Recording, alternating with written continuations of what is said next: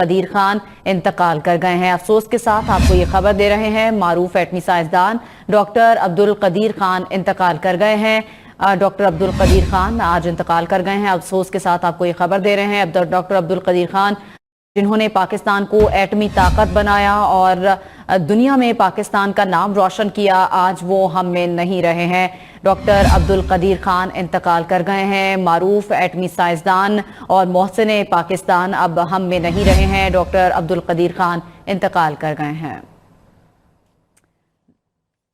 Doctor Abdul Qadeer Khan کی طبیعت انتہائی ناساز ہونے پر انہیں اسپتال منتقل کیا گیا، لیکن وہ جاں بر نہیں ہو سکے۔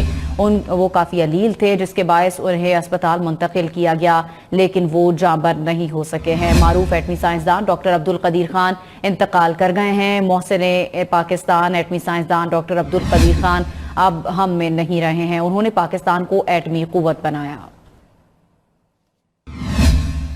ڈاکٹر عبدالقدیر خان 1936 میں پیدا ہوئے اور 85 برس کی عمر میں وہ انتقال کر گئے ہیں۔